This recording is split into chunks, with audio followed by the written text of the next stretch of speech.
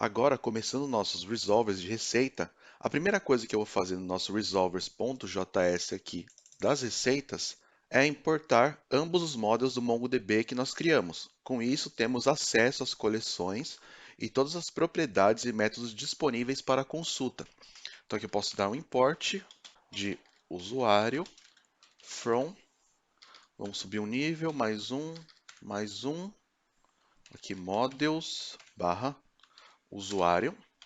E também o de receita. Então, import receita from, mesmo nível, models barra receita. E agora vamos dar um export de full de um objeto e que ele precisa conter basicamente duas propriedades aqui, uma query e uma mutation. E é aqui que vamos fazer a parte de código mesmo, a parte lógica para retornar os dados. O esquema, então, é só uma tipagem, como se fosse uma interface do TypeScript, e os resolvers são os códigos, são a lógica para retornar esses dados. E basicamente vamos precisar só dessas duas propriedades. Porém, temos uma referência do usuário aqui no nosso tipo de receita e precisamos fazer o que é chamado de resolver trivial, onde vamos resolver os dados do usuário da receita. E ele é chamado de resolver trivial, pois o GraphQL já sabe resolver os tipos que criamos da receita. Então, tudo que colocamos aqui, nessa parte trivial, é um extra, é um bônus, mesmo sendo obrigatório para esse caso, para ele entender que aquele autor referencia, então, um autor aqui do meu model de usuários, né? Referencia um usuário meu, mas eu quis explicar que ele é apenas trivial, pois normalmente você não precisa resolver os dados de tipos que são criados, apenas query e mutation, pois o GraphQL já sabe como resolver esses tipos automaticamente. E como eu quero o resolver desse autor, eu quero os dados do autor quando uma receita for chamada, para isso eu crio aqui uma propriedade, então receita, que é o resolver da minha receita, ela vai ser um objeto e eu quero resolver o meu autor. E ele vai ser aqui uma função que recebe aqui um argumento. Os resolvers do GraphQL sempre têm os mesmos argumentos. Vamos passar por todos, mas agora precisamos saber só o primeiro, que no caso é a referência do resolver py. Os resolvers são resolvidos em uma cadeia, em uma corrente, ou seja, é preciso resolver o resolver anterior para passar para o próximo. Então, esse primeiro argumento é o resultado do resolver py, que no caso aqui eu vou chamar de receita. Normalmente nós chamamos de parent, pois é o resolver py, mas vou chamar de receita para ficar mais fácil aqui de se situar o que seria esse primeiro argumento. Aqui o que estou dizendo é que quando buscar os dados de uma receita, o GraphQL vai buscar os dados, vai saber que tem esse resolver trivial para o autor, então ele passa o resultado da busca da receita aqui e espera resolver o autor para finalizar e retornar todos os dados. E esse resolver, então, né, ele é uma função, e aqui o que eu quero fazer, eu vou no meu banco, utilizando o módulo de usuário, vou dar um método aqui, find by ID, que aqui eu estou buscando um usuário pelo ID dele, pelo ID do documento. Então aqui é uma função e eu preciso passar o ID aqui.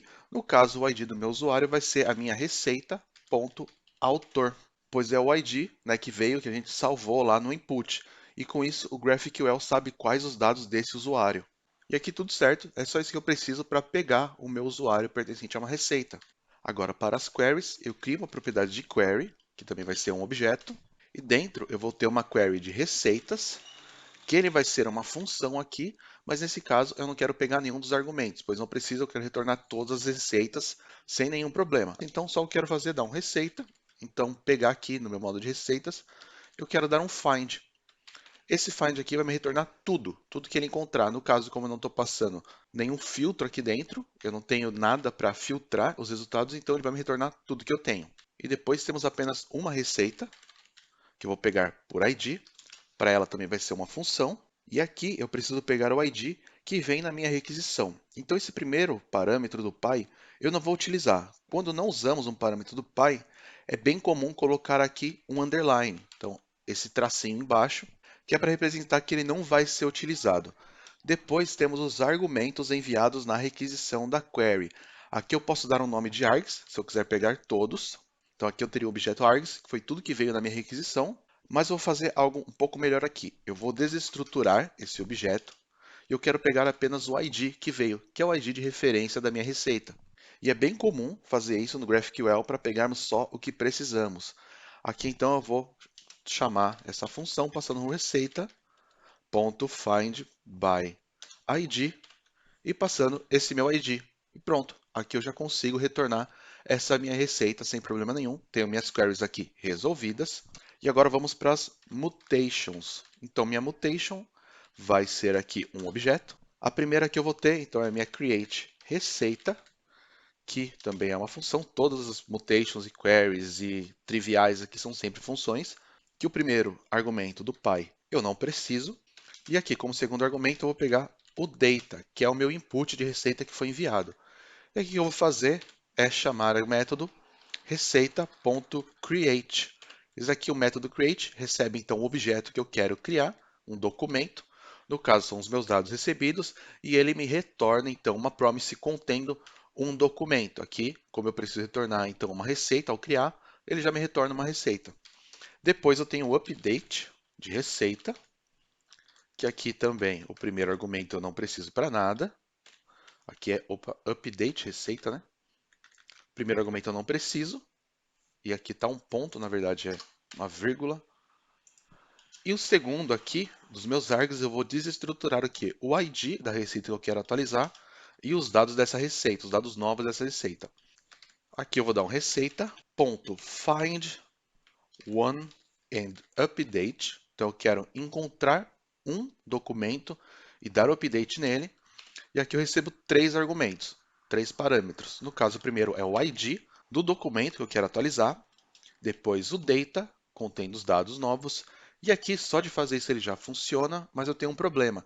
Quando eu passo só assim, find one and update, e eu passo o ID e os dados dele, ele vai atualizar, claro, mas aqui ele vai entrar em vigor só basicamente esse find one, porque ele vai me retornar, ele atualiza, ele me retorna os dados antigos, ele não me retorna o dado novo. Então ele retorna o documento completo do formato do Mongo, porém com os dados antigos.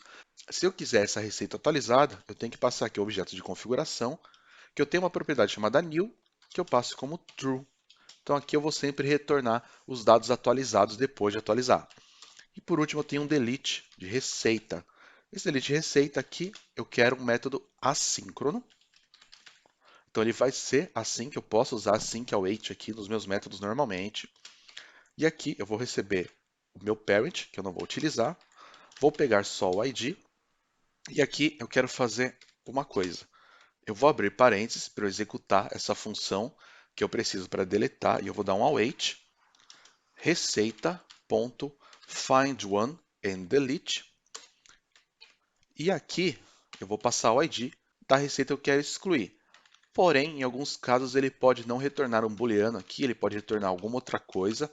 E para isso eu vou usar esse sinal aqui de exclamação, exclamação, que serve para forçar o resultado a ser um boolean.